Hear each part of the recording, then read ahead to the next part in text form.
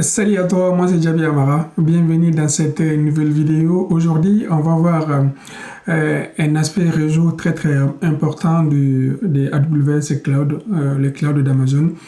Euh, on va prendre la gestion ou le gestionnaire des réseaux par défaut qui est disponible. On va voir les différents points techniques qui peuvent être implémentés lorsqu'on souhaiterait avoir notre propre VPC.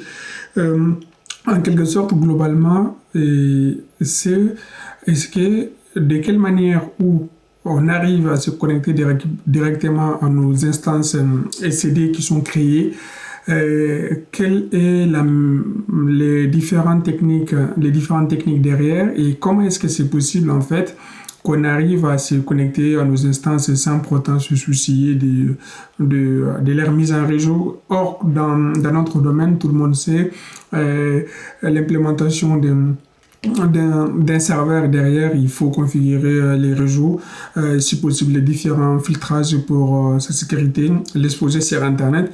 Mais en un clic, leur système arrive à te donner tout ça, mais dans un VPC. On va voir les différents points et surtout la faiblesse de cette technique lorsqu'on compte mettre en place notre propre instance. Allez, c'est parti. D'abord, je vais passer sur les tableaux de bord de ces services VPC. Un VPC est établi par zone, c'est-à-dire par région, et dans chaque zone de disponibilité, par région et dans les disponibilités de cette région, on peut avoir directement des sous-réseaux. On va voir les différents détails et on va parler des passerelles NAT et pourquoi moi j'ai un 0 ici. Et pour un petit rappel de cet exemple qu'on est en train de voir en fait, c'est les default VPC, c'est-à-dire c'est les VPC que moi je n'ai pas créé, c'est automatiquement créé et associé à mon compte par défaut. Et si je souhaiterais avoir des instances privées, des instances accessibles sur Internet, donc je pourrais directement créer mon propre VPC avec les Create VPC en haut ici et lancer des instances et les associer directement. La bonne nouvelle, c'est que j'ai préparé un petit schéma qu'on verra dans la deuxième vidéo à la suite de cette petite présentation. Alors, comme vision globale, en fait, c'est que Amazon il te donne la possibilité de gérer la partie réseau, d'isoler tes serveurs comme si c'est vraiment dans ton propre data center au niveau des réseaux. Et en plus, tu n'as pas à te soucier de la gestion et la maintenance des pare-feux et tout ce qu'il y a derrière parce que tu peux créer des ACL qui peuvent bien jouer ce rôle. Alors, qui parle des réseaux? Chaque VPC globalement contient une place d'adresse IP. Maintenant, cette place d'adresse IP est séparée. Alors, je vais cliquer sur sous-réseau et directement, peut-être les trois qui sont apparus. Donc, on va parcourir ça, c'est le sous-réseau, c'est-à-dire la place d'adressage, le CIDR que Amazon m'a filé directement.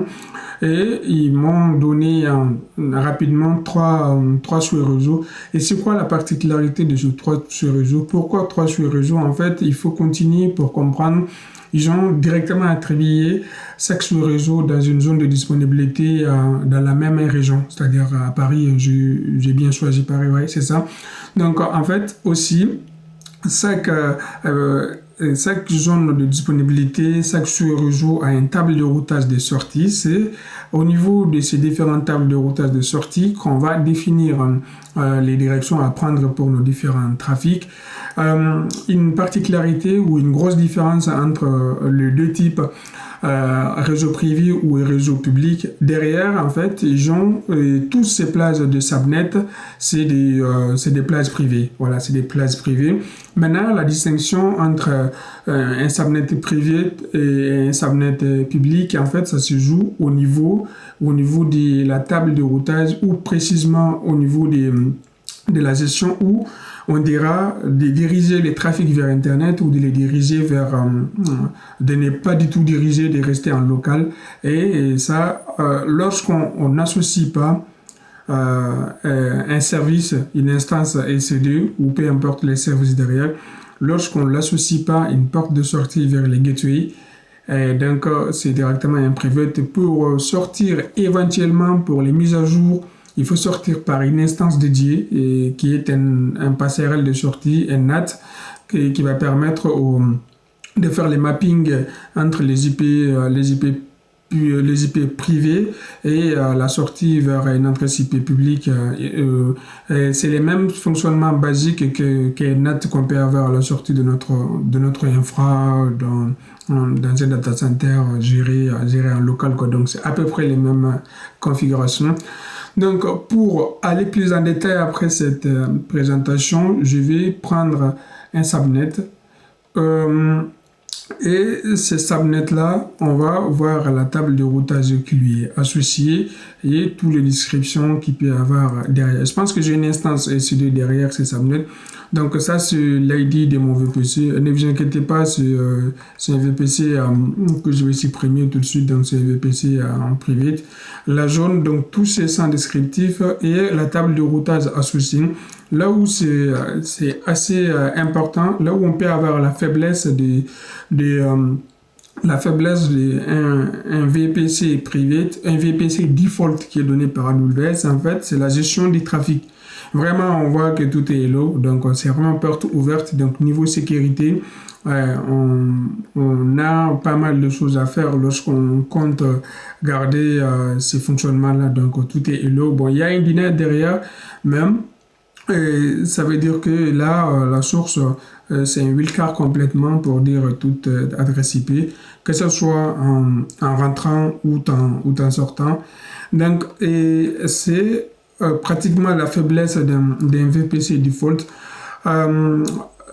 Et alors, c'est quelque chose qui reste nécessaire parce que pour prendre les premiers tests, les premiers fonctionnements de comprendre une instance SE2 et de la rendre accessible depuis l'extérieur, effectivement, on aura besoin de comprendre. On n'aura pas besoin de comprendre comment il est connecté à un réseau. Ce qui n'est pas mal vraiment, c'est là où on choisit directement les VPC.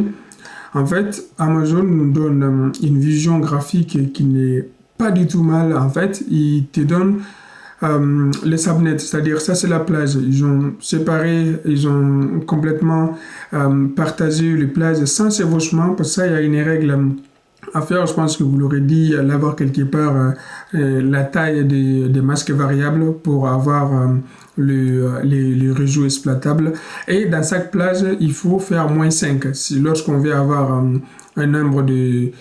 ça, c'est de grosses plages, je pense, c'est des 4091. Pourquoi 91? Parce qu'Amazon prend directement 3 IP pour des régions, des fonctions nécessaires au VPC.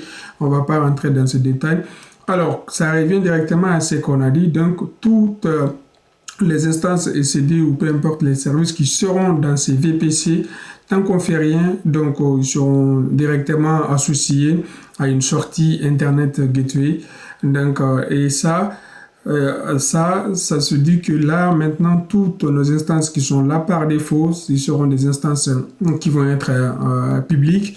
La seule différence qu'on va avoir en plus de si on a un subnet privé ici, la différence ça va se jouer au niveau de la sortie de l'internet ou peut-être pas de sortie.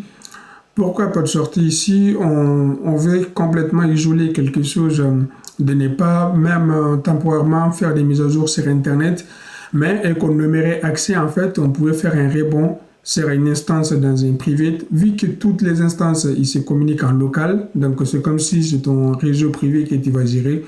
Donc là tu peux te connecter à cette instance en faisant un rebond d'un point A vers un point B. Voilà, donc c'est tout par rapport à cette présentation.